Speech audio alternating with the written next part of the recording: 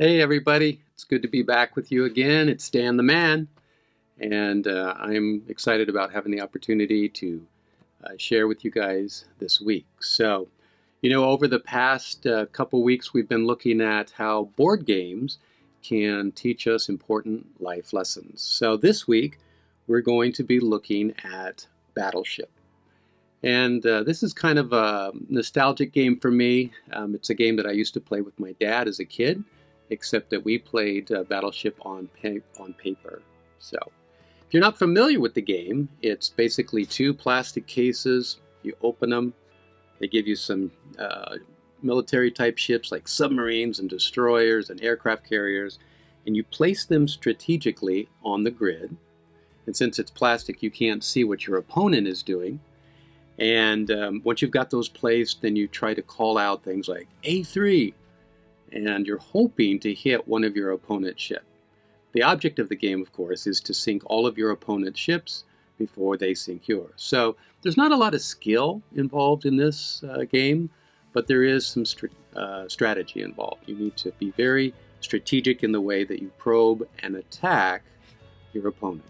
So with that in mind, we're going to be taking a look at John 10:10 this week. And the question, so I want to read that part to you. And I chose a New Living Translation. It says, the thief's purpose is to steal and kill and destroy. But my purpose is to give them a rich and satisfying life. So that's John 10:10. And the question I want us to think about is, how can we have a rich and satisfying life with Jesus in the midst of this shelter in place and all of the worry and concern that we have over the coronavirus? And to be honest, even without this virus situation, how do we have a rich and full and abundant life that Jesus wants us to have? So if you have a Bible, why don't you grab it? And we're going to be looking at John chapter 10, starting at verse 1. Pull that up here.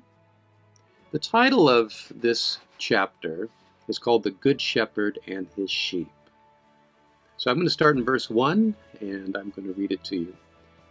Very truly I tell you, Pharisees, anyone who does not enter the sheep pen by the gate, but climbs in some other way, is a thief and a robber. The one who enters by the gate is the shepherd of the sheep. And the gatekeeper opens the gate for him, and the sheep listen to his voice. He calls his own sheep by name and leads them out.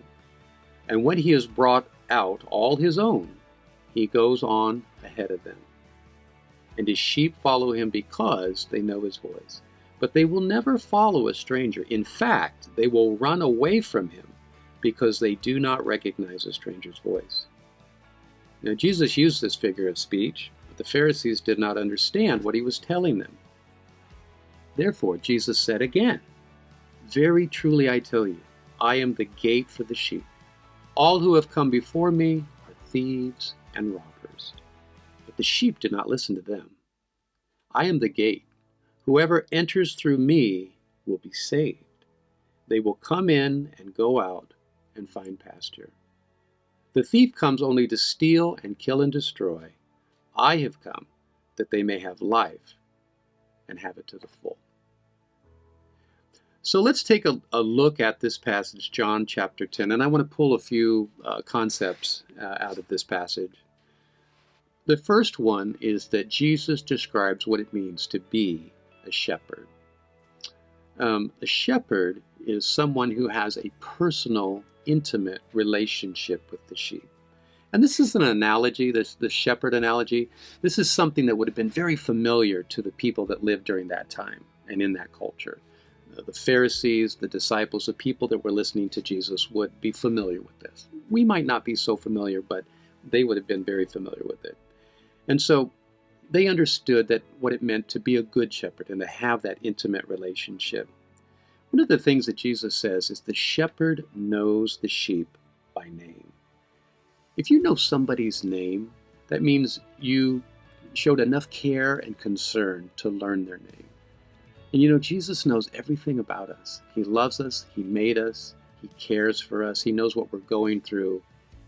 He knows our name. He knows who we are, just like the shepherd knows the names of the sheep. Secondly, the shepherd leads the sheep. He doesn't drive them. He leads the sheep. And the sheep follow him. They listen to his voice because they know that the shepherd is going to lead them to something good. He's going to lead them into green pastures. He's going to lead them to the cool streams where they can get water and be refreshed. So a good shepherd is someone who knows the sheep, desires a relationship with them, and leads them into good pastures. And that's what Jesus wants for us. He is our good shepherd. He wants that relationship with us. He wants to give us a full and abundant and satisfying life. Now, Jesus goes on to talk about what it means to be a good shepherd, and he refines his illustration just a little bit more because the Pharisees were having a hard time understanding it. And he said, I'm a gate. Whoever enters through me will be saved.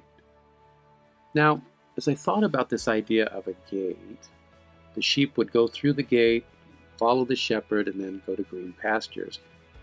You know, in our lives, I think there's many ways, there's many gates that we try to enter through to find satisfaction, to find fulfillment in our lives. For some of us, it might be food. We try to eat and find satisfaction in food. Maybe it's drinking. Maybe it's popularity. You know, the kind of, not drinking like alcohol, but the drinks, you know, a rock star or something like that. Maybe it's popularity. Or maybe it's finding that perfect relationship. If I just had a boyfriend or a girlfriend, then my life would be fulfilled. Then I'd be satisfied. I'd be happy. But Jesus says that none of those gates that we might try to enter through to find satisfaction are really going to satisfy us. In fact, in John 14:6, Jesus said, I am the way, the truth, and the life. No one comes to the Father but through me. And he's encouraging us that if you want to find satisfaction, you're only going to find it in me. Then the other thing I want us to think about, and it kind of ties in more with this, the board game, the battleship idea, is that there are going to be times when we're under attack. Maybe not physically, like somebody's waiting to punch us in the face, but more like a spiritual attack. And this happens all the time, even though we may not be aware of it. 1 Peter 5:8 says, be alert and sober of mind. Your enemy, the devil, prowls around like a roaring lion, looking for someone to devour. Just like in the board game, Battleship, when you're probing and trying to figure out where your opponent's ships are at, the devil prowls around. He probes, he attacks, he attempts anything that he can do to try to get us sidetracked from having that satisfying, abundant life that Jesus wants us to have. He tries to destroy that. And the other thing that we have to be careful about, where we can come under attack, is just the world in general. We've got this coronavirus, we've got the shelter in place. If it wasn't that, it would be something else. There's always something in the world that is going to try to take us away from being at peace, at being satisfied, in resting in Jesus. And Jesus knew this, so that's why he says in John 16:33, I have told you these things, so that in me you may have peace. In this world you will have trouble, but take heart. I have overcome the world. And then in John 14:1, Jesus says, don't let your hearts be troubled. You believe in God, believe also in me. So to just kind of wrap up our time together today, I want to remind you that when you feel like you're coming under attack, the place that we need to go to find satisfaction and find that abundant, full life is in Jesus. And he promises that he will provide that for us. So thank you guys. Hope you have a great day.